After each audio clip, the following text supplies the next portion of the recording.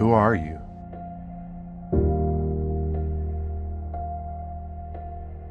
Cinematography is the art of creating masterpieces with a camera, but it's so much more than that. Film and broadcast has given me an outlet to find myself and to figure out what I stand for. In our world, people will try to tell you who you are, what to think, and what to do. Being yourself challenges our society, but it gives you the chance to show the world that you matter through what you create. It's much more than just a hobby or a job.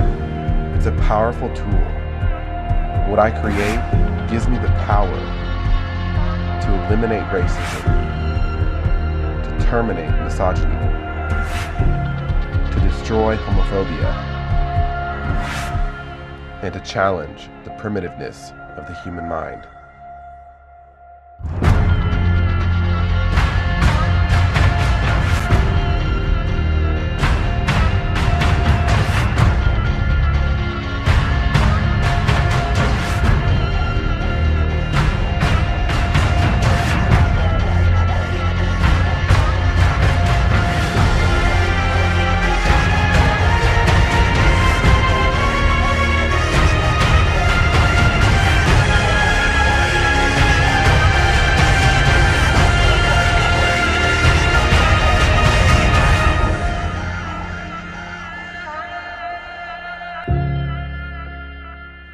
So who are you? What do you stand for?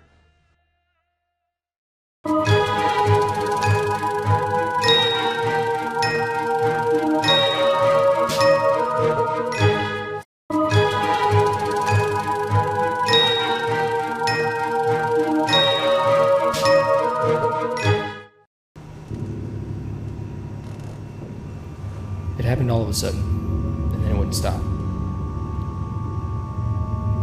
Here's your coffee. Thanks.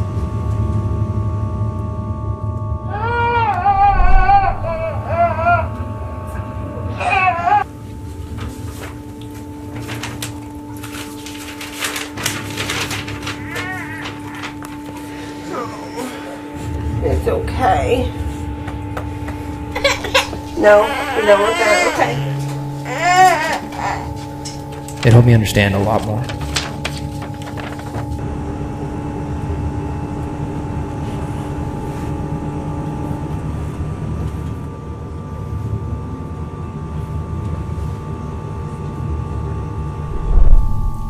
Will you come help me in here? I gotta go meet the guys, honey. I was just about to leave. So that's right, yeah. 9 o'clock at the diner. I'll see you there. I won't be home too late.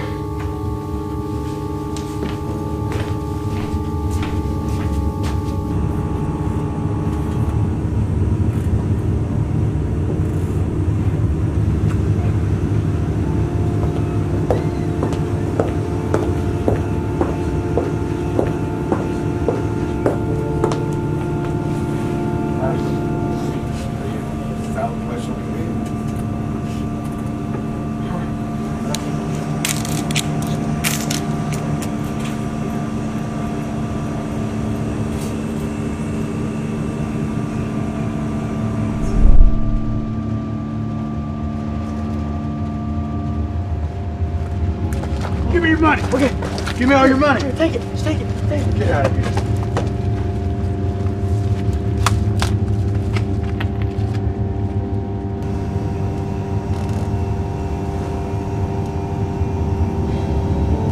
Most of the time, I hate what I see. Can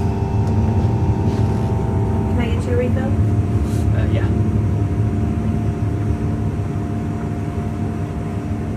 Thank you. But sometimes, just sometimes,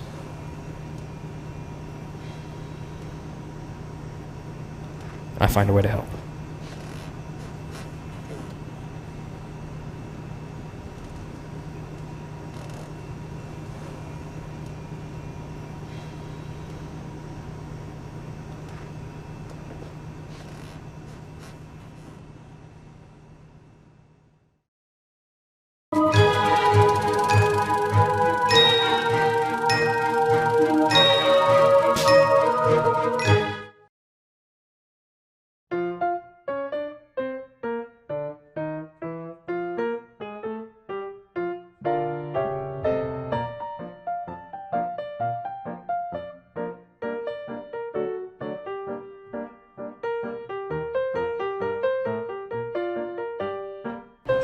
History education in America is broken.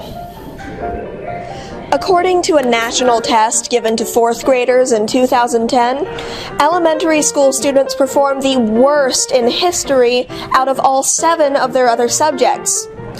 And the problems don't end after elementary school. Texas Tech University students were asked a simple question: who won the Civil War? Answers given included the South and the Confederacy. In 1916, Henry Ford wrote into the Chicago Tribune to say, "History is bunk. We want to live in the present, and the only history that matters is the history that we make today." Ironically, Henry Ford's invention of the assembly line would become famous in the history of invention and progress. To examine how we can fight this growing lack of historical knowledge, we'll dust off an old Ford car to find out which parts need to be replaced, and examine why students have trouble learning and retaining history. Let's find out which parts of this car need to be repaired. Yahoo News conducted a survey of Americans and found that while 89% of respondents were confident that they could pass a pop history quiz given to them, 83% of those surveyed went on to fail. According to the results, more Americans could identify Michael Jackson as the composer of Beat It than could identify the Bill of Rights as a body of amendments to the Constitution. Are students becoming lazier? Do teachers neglect their duties? One of the key reasons students lack historical knowledge is that the subject doesn't hold their interest. And why would it, when it seems that it's only a bland collection of dates and events that don't really matter? There's a flat tire on this old Ford car, and it's the dull and boring way in which history is being taught. Greg Milo, a veteran high school social studies teacher, agrees. Memorizing names or dates isn't very motivating for most people, he says. We need to patch the tire on this car and fill it with air, and the air in our tires will be valuable context and humanity. Those who enjoy learning about history enjoy learning about the people involved in history. We don't enjoy learning about faceless armies or opposing ideologies. We want to learn about humans. Here at the Historic Arkansas Museum, we learn about how people lived in their day-to-day lives. History is also considered easy to teach. Many school administrations believe that history does not need to be taught by professionals. Schools hire teachers to teach other subjects, and then simply give them a history class after another teacher quits. I'm sure many of you have had history teachers who were initially hired as physical education or health teachers. The American educational system is already underfunded, and the study of history has been neglected as a result. Like a car battery that must be jump-started, schools need to hire more professional history teachers in order to electrify the curriculum. Many wonder if history is necessary at all. The emphasis on STEM education encourages schools to divert more money to subjects like math and science, and to cut humanities like history. STEM careers pay well and keep society running, so it may be tempted to focus on the present, to think as Henry Ford did, that history is bunk. A lack of knowledge, especially a lack of historical knowledge, can harm us. It's time to take the old Ford car's manual out and read it, cover to cover. Students have heard the phrase, history repeats itself, in classrooms and lectures, but few seem to understand its importance. Widespread historical ignorance is problematic for a nation currently grappling with deeply entrenched issues of economics, power, and race, says Diamari Jackson of the Atlanta Black Star. Martin Luther King, the famous civil rights leader, used his historical knowledge as a basis for his movement. He understood the value of peaceful protest, and knew that as long as he did not incite violence, he could succeed in securing many rights. King could see the value and success of Mahatma Gandhi's peaceful protest, and also knew that in past history, violent protests had ended only in bloodshed. He chose the peaceful method. When we look through the manual of the Ford we're fixing, we'll find a schematic of the car in working order. In other sections, we'll find guides for what to do when things break, run down, or need to be replaced. Historical knowledge gives us the knowledge we need to make peaceful change and prevent conflict. king could place his own movement in the context of past efforts because of his historical knowledge. Students and people who do not understand history will not have context for many current events, and may not make informed decisions about who they listen to and how they behave. Historical knowledge and cultural awareness are the car manual in our minds. When we sense that rights are being ignored or that history is taking a turn for the worse, we can follow the advice of many car manuals and look for a serious problem that requires immediate attention. If students don't understand the basic principles America was founded on, they may make political decisions that are not in their own best interests, or even inadvertently break laws. The votes of those who don't know America's past may steer our country down a dangerous road. We need to fix this Ford to help students understand that the past is just as important as the present. Since we've read the manual and know how to fix the issues, we can begin to reform the way we teach kids. The transition to a stronger curriculum can be smoothed by changing the oil, or adding more questioning and critical thinking to help students' minds better process the lessons of history. We need to dust off an old Ford car to find out what the problems are. Read the manual to learn how to fix those problems, and tune it up to make it run like it once did. It takes time, energy, and plenty of elbow grease to fix an old car, but with enough effort, it'll run like new again.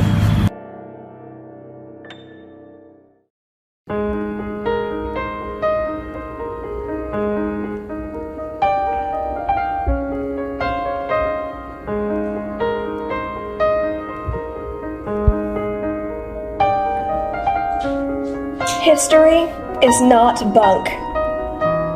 History forms and guides the present, a valuable reference for us and for future generations. A knowledge of history can allow people to recognize oppression, tyranny, and violations of human rights, and work to protect freedom for everyone. The youngest generations have the greatest obligation of all to preserve history.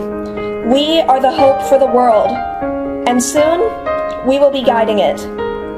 It's our responsibility to preserve and learn from our shared past. We still need to raise awareness and change the way history is taught. With determination and knowledge, we can bring history back to the people.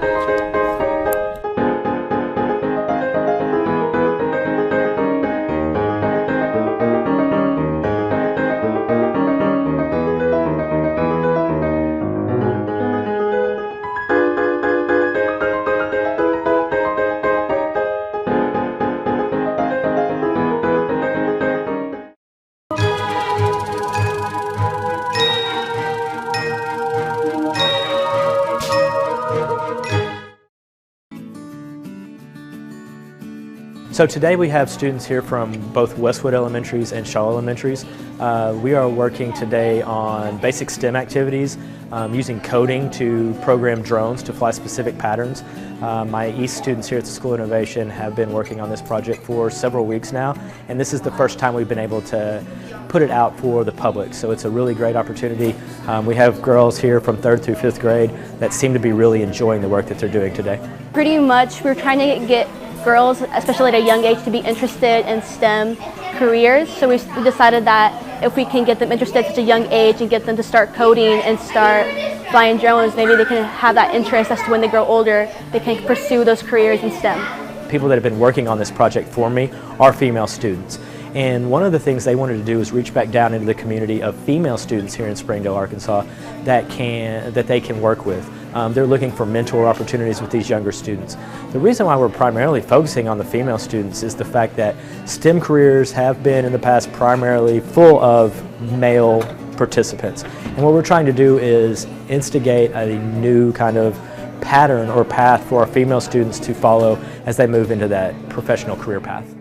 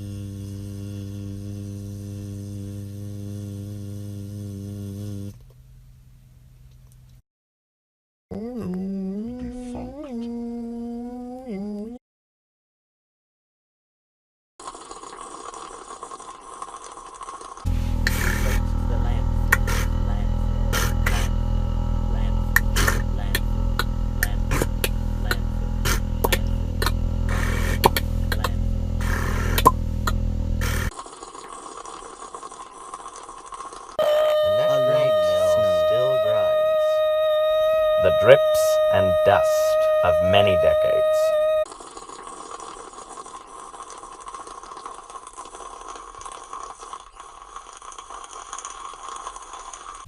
I can't see anything. It's an interesting thing, you know. Other developments in media have become popularized, but then, you know, after a while they do die out. But the thing about the telly is its long-term standing. First black and white, then color, but it's a product that, unlike gramophones and telegraphs, is still, you know, popular today. It's and broken. Has been for decades. It's upon broken. Decades.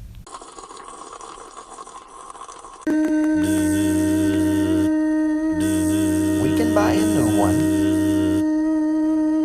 The fire hydrant. A soft glow. Train ends. Baby blue, baby blue, baby blue. Train ends. Train ends. Light the candle, light it.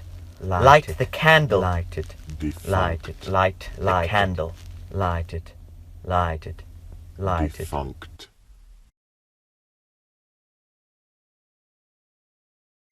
Broken, Defunct. Broken. Defunct. broken. The candle still burns. Broken. Defunct. The candle is still burning. Still burning. Still burning. Still burning.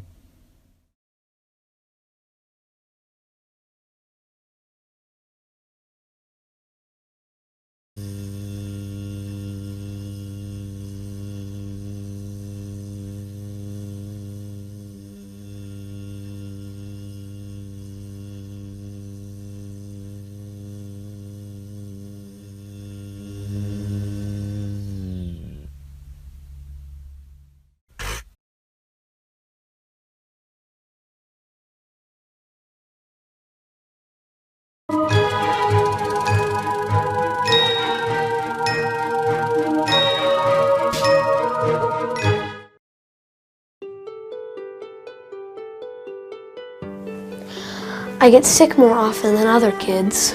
I can't play as long as other kids. No matter how I wash my clothes, the smell is still there. The smoke is in my home and in my car.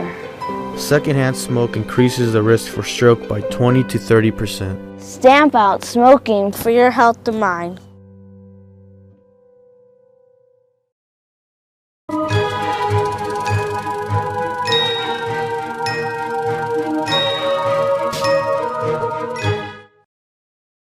Are you ready for suspense, mystery, and cake? Hey, who put that in there? Me. Why? Because I want people to know what we're filming about. I mean, I guess that's fair. So let's tell them it's the missing cake.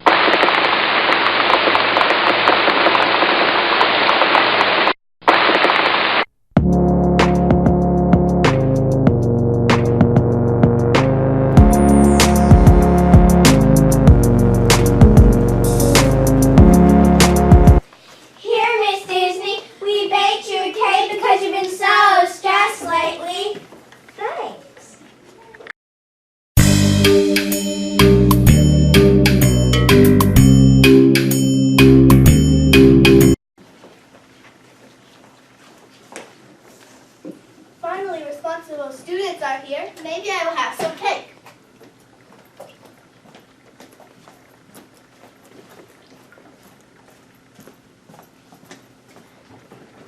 Where is my cake? Oh, I probably put it in my other refrigerator. I'll go check it. No, no, no, no, no, no, no, no! No, please! No! No, no, no, no, no, no, no, no! No, please! Miss Disney, you wanted me? Yes! Someone stole my cake! Well, I did see Miss Rose with sprinkles on her face. I'll go get her.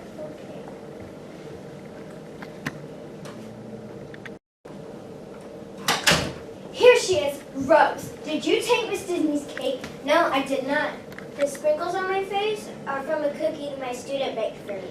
Which was? Annabelle. She makes the best baked goods. I know, right? Okay, let's get back to the topic. Tonight I will look over all the cameras and I'll tell you tomorrow. Okay, Miss Disney. I saw Karen with chocolate on her face. Oh, well, can you bring her here? Of course.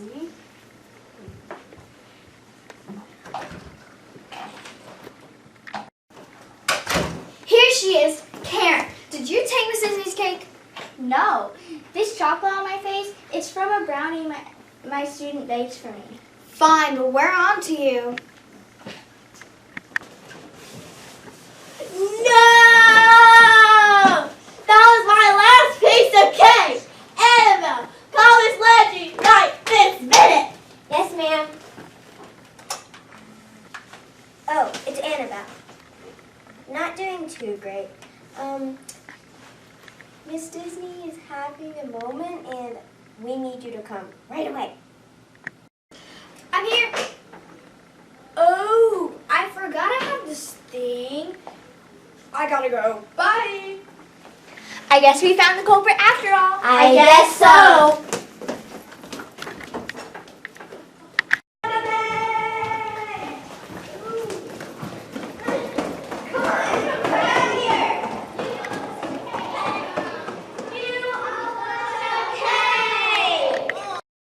With the cherry on top.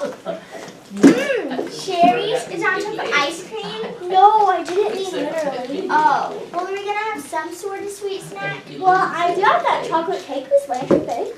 Where is it? In the kitchen? Yes. Meet you there. Bye, everybody.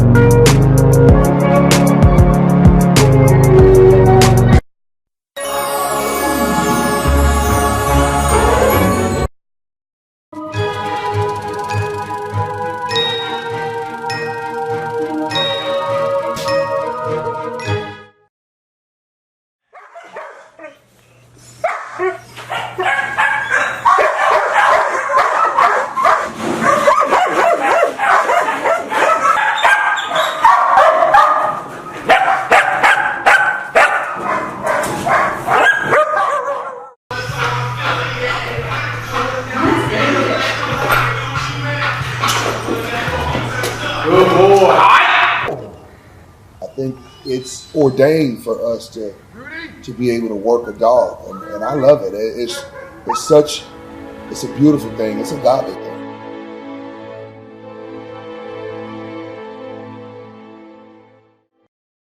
K9 Experience came about to be the beginning of bringing order to chaos.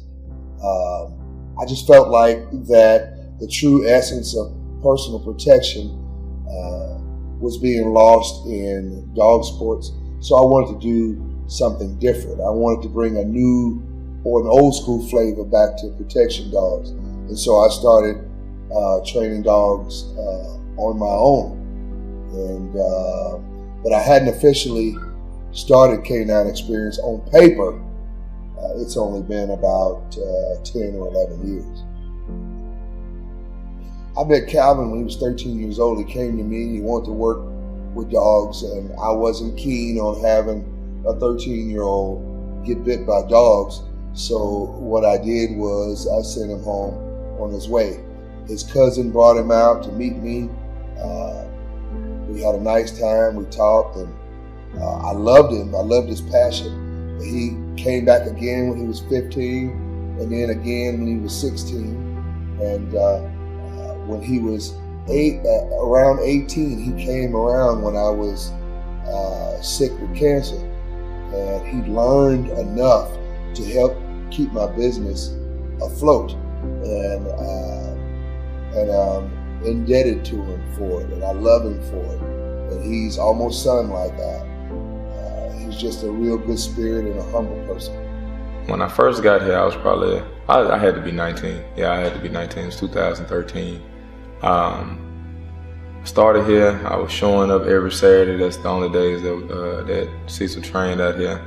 I started here, not even just basically learning, just looking, learning, and Cecil was just trying to figure out if I was going to stick around. And Saturdays was going by, and I was coming. And finally one day he asked me, did I want to jump in the bike suit? So, of course, I'm not going to say no. Purpose of a personal protection dog, man, is that dog that can serve as a companion first, but also do the things that you as a human cannot do. That dog that you have that is a personal protection dog is a dog that don't understand that any harm can come to him. Okay, if you have a personal protection dog, you most likely want to make sure that it is very clear-headed, therefore that the dog understands the scenario versus just being an aggressive dog. It's not necessarily aggression, it's basically acting.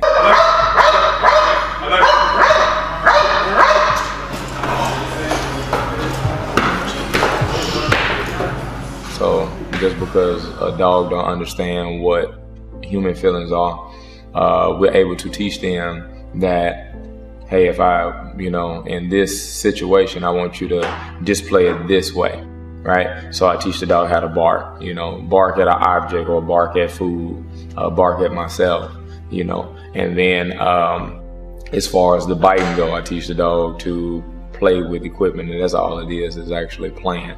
The dog thinks that he's playing. So if I can teach a dog to bark and I can teach a dog to bite on command, and no matter if it's a toy or a person with a suit on, then I can teach the dog to actually do it within a scenario. Rarely does a protection dog actually have to bite a person. That's very rare. It's usually dogs that are not trained that usually bite people. If you take in consideration, let's say, martial arts or mixed martial arts, the times that those type of individuals actually would have to use that against a person is very low, right? Because they're confident in being able to deal with those situations. The best way to win a fight is not to have to get in one. Dogs are companions. So people that have these dogs that perform these tasks also have a companion at the end of the day. So a lot of lonely people, a lot of people that have, extreme, really intensive jobs and stuff like that, their dog is able to be at the house at the end of the day and serve them a purpose of comfort. And then, it's just a plus that the dog is somewhat what I call a superhero that can do anything. Over years, through trial and error, I've developed my own system that I'm comfortable with. I can convey that to people, not just for the time that I'm in front of them, but for a time that when we're extended family, we're away from each other. So I give them things that they can, tangible things that they feel like that they can take with them and learn from and grow.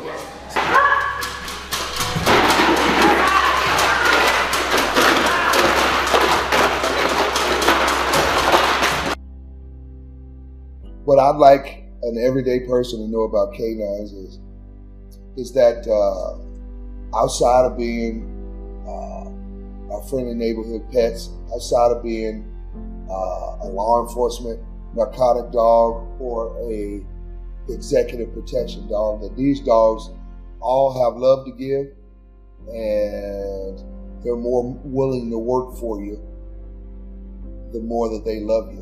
And so if you can use their love as a catalyst for work, you got something special there.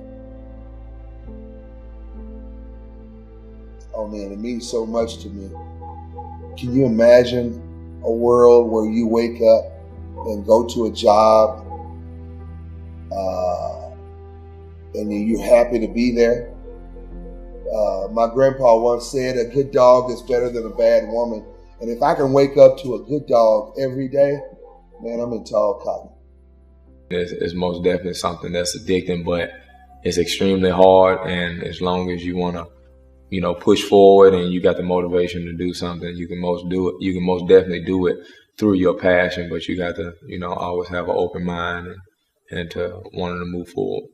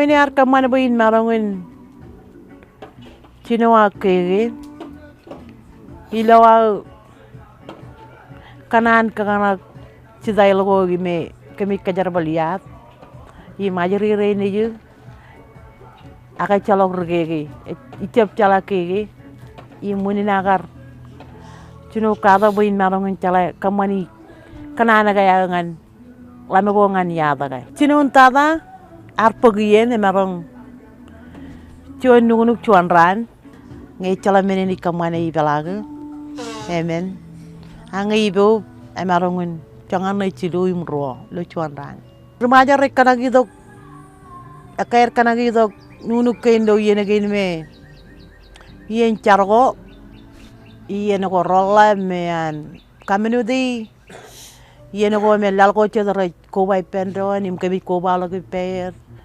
pe kemin ipendolo ko ilakom kain gin yen ko kemi kanagi nunu kain ya dagi ne no pagi cedangan ken rumaja em relakan kanagi raibo jo jagagi yang ini wunin am kaganak yadi eno dambi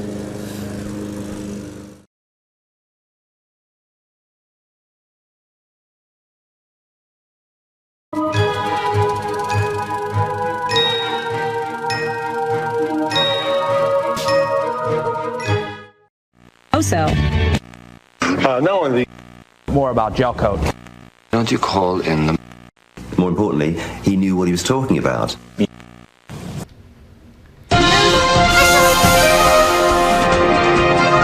This is an emergency news report. There is a squad of eggs on attack, and they're planning to take over the world with salmonella. Word from our reporters is this is probably just a joke, so don't get too worked up. We'll be back after we take this break. Whoa. Sammy, did you hear the reporter say that it was all just a joke? I believe. In what? The story. Why would you believe something that's not true? It's true, though. Prove it. See? You've got no proof. You'll see. You guys not asleep yet?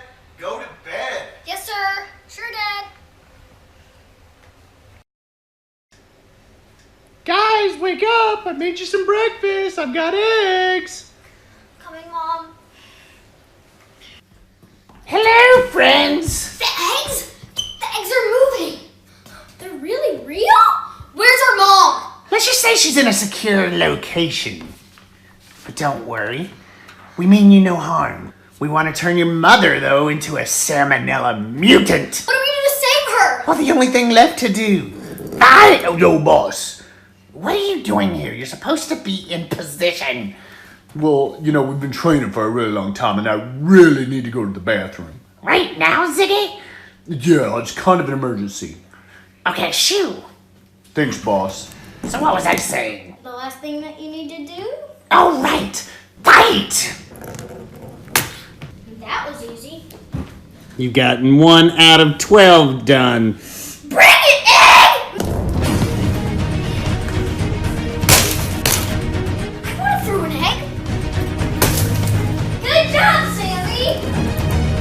Thought you could get away that easy, huh? Well, there's still more than a dozen left. Dang it!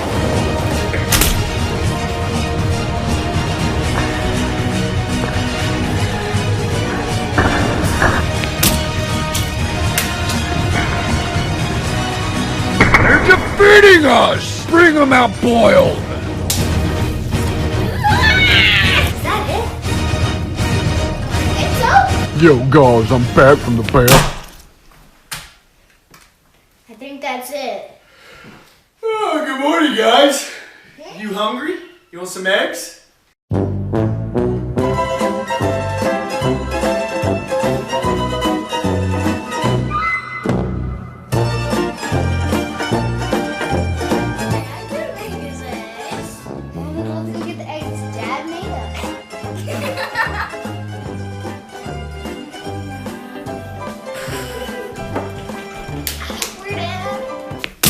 Oh my gosh, that was so fun!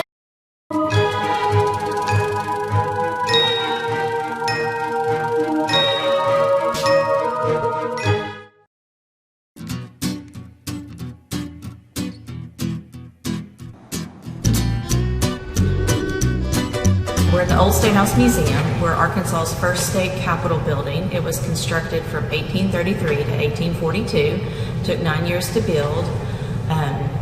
We became a state in 1836, and even though construction was still going on around the building, we had our first convention meeting in the building. And as far as we know, nobody ever lived in our building, but that's our official statement about that. Unofficially, somebody could have lived in here. We don't know. There's no record of it.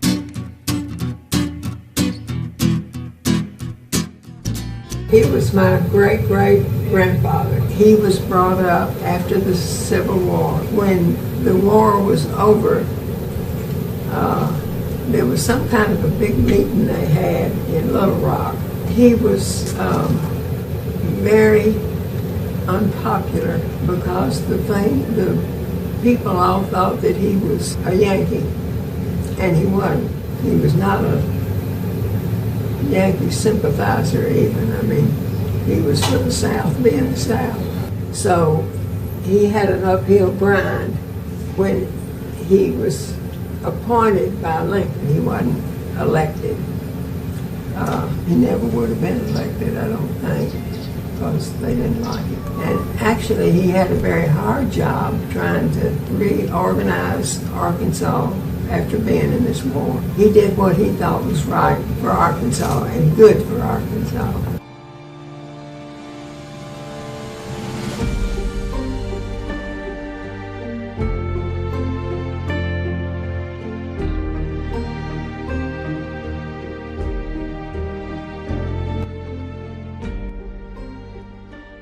Isaac Murphy's legacy is as the person, the sole individual who voted against secession in 1861, secession from the United States, at the point at which many other states had already seceded.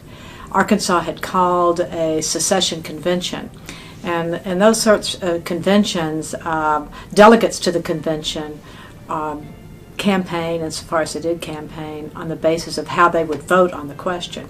And he pledged, he was from Northwest Arkansas, from Washington County, and he pledged to vote against secession. So at the first iteration of the convention, they voted to not decide. They voted to put it to a vote of the people, and that election was supposed to take place in August. However, before August came along, we had this little misadventure at Fort Sumter in April when Confederates fired on ships trying to come into Fort Sumter and reprovision the fort, which was a federal fort. And at that point, Arkansas secession convention reconvened and put it to a vote of the delegates, and they were going to have to decide then whether they voted, whether they wanted to secede or not. And of the delegates there, 5 of them initially voted no, the rest voted yes.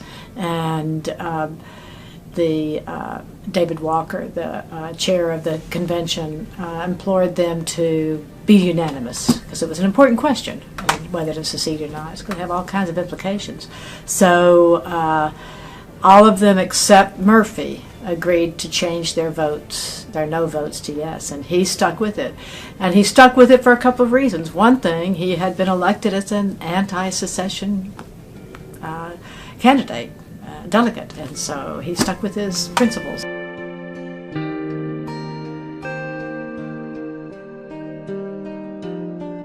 Well, obviously you've got a great divide in terms of which way the country's going to go. The argument over slavery, states' rights, and then you get into what are states like Arkansas going to do.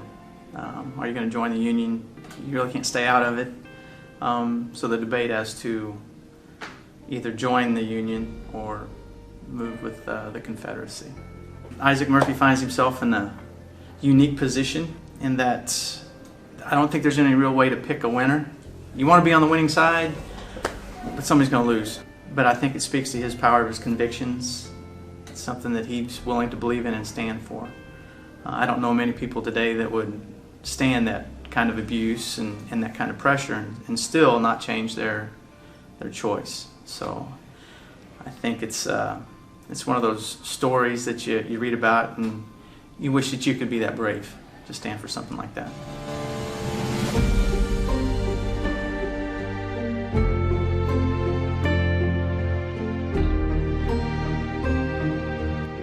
Historians have made different judgments of him.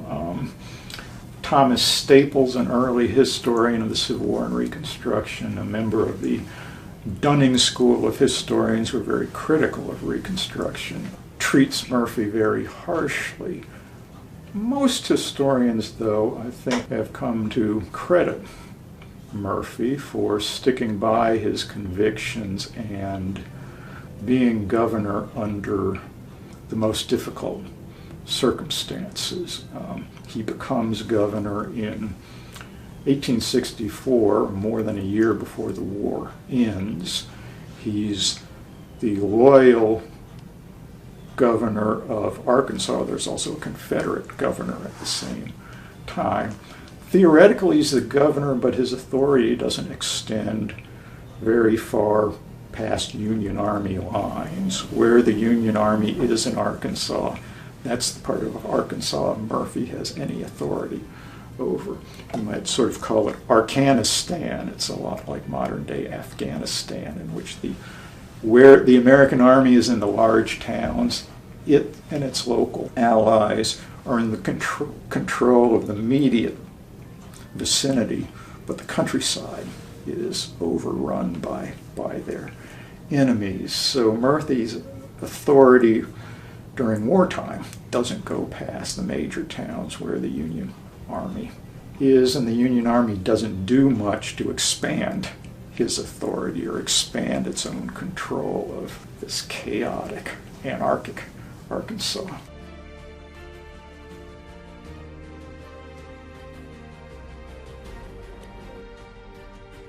So Isaac Murphy was trying during Reconstruction after the Civil War to get our state back together and be unified. And his quote was, "We have all done wrong." That was his stance. And we all did wrong. You know, slavery was wrong. The whole Civil War was wrong. That's what we remember him for, as a fellow who stuck to his principles and voted the way he'd been elected to vote, and stuck with the Union.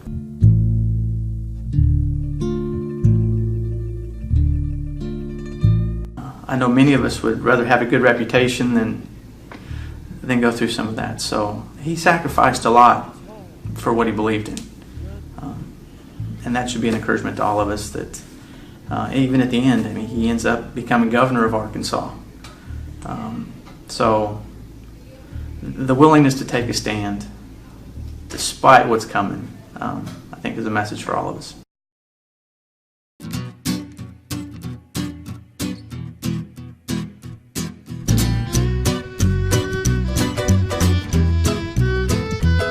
Well, I was walking down the road, minding my own, singing along to the radio, when a suit and tie, he came up to me.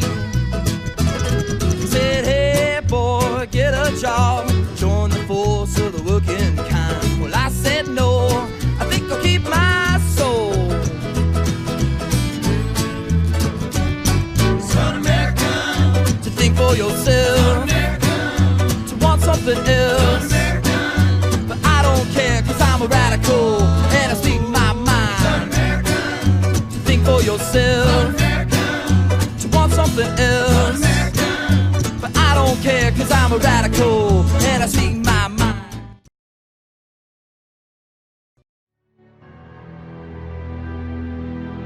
Look around. What do you see? If you could remember this moment forever, would you? As an artist, I've learned to see the beauty in everything. In every moment, every person, every beat. Every day we let moments slip past us. Moments we take for granted. moments we can never get back. As filmmakers, every moment is another opportunity to create something new, to inspire others, and to tell a story. We have the power to make moments last forever.